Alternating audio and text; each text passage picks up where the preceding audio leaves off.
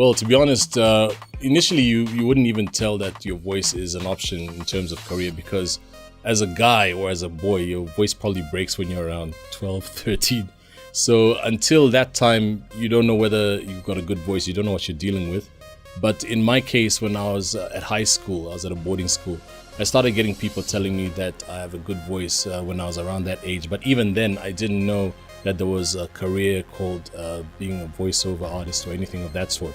So I was channeling the good voice, so to speak, into what I was passionate about at the time, which was music, rap music specifically. And then at around age, I suppose, 18 or so, is when I found out that you can be a voiceover artist, and I haven't looked back since. So initially, no, I didn't know it was a career option. Late into my teens, I did.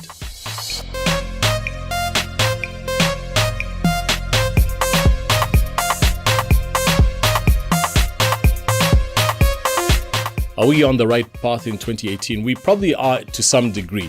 I have a philosophy or a little thing which I use to try and get people to question where we are. And it's the whole concept of having passport music versus NRC music. So NRC is your national registration card, and in Zambia you can use it to get around, but it cannot bleed outside the borders of Zambia. Once you cross the borders of Zambia, it's irrelevant. Passport music allows you to go global. So there are a few artists who've managed to take their music outside the country. So a couple of examples, I was in Uganda, and in Uganda, the person who was hosting me, her sister plays Pompey's music constantly. So that the time that I was there, the music that was playing in her car was Pompey's, which is amazing because obviously that shows that he's crossing borders with his art. Similarly, I was told a story by a friend of mine who landed in Rwanda, and the cab driver was playing music by Mampi. So that's another person who's doing passport music. And then the last example is one that I experienced personally when I was in Mauritius in 2015 or so. I was at a shopping mall on what Mauritians called their music day. And there was a band that was playing all sorts of music, and then they played a song that I thought is familiar. And then the band leader says, "My name is Roberto from Amarula." And so the band in Mauritius of people who speak French mostly within that band were playing a song by a Zambian artist, meaning that he's also crossed over. So to some degrees, there are examples you can point to and say, this guy, that guy has done well. And, I think there are many steps to be taken still to get us to where we need to be, but we're getting there.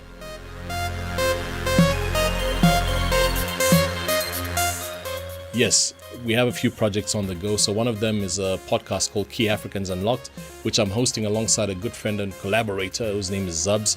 Key Africans Unlocked should be available on YouTube and SoundCloud sometime soon.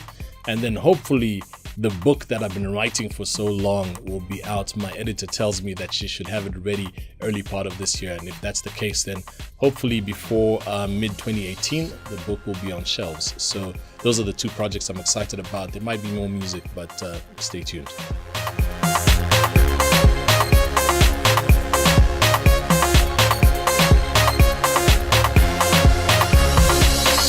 The Radio Conference 2009, it was called the Lusaka Radio Summit.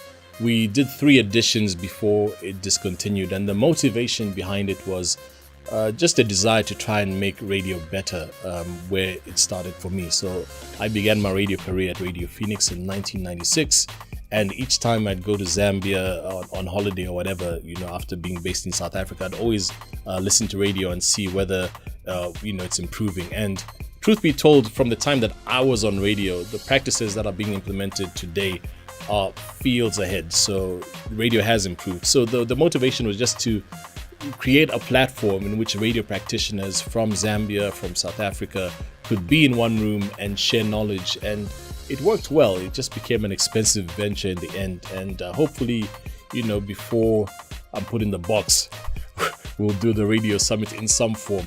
Fortunately, BBC Media Action, I believe, have what they're calling the Radio Indaba, which is doing a similar thing. So there isn't a vacuum per se, because radio practitioners in Zambia are still getting together, learning and improving their craft. So that's that about the Lusaka Radio Summit.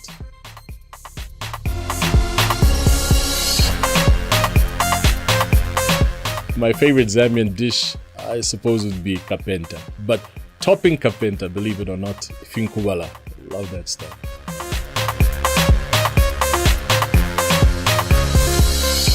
If if you ask my wife, she'll probably say the one thing I indulge in too much, microphones.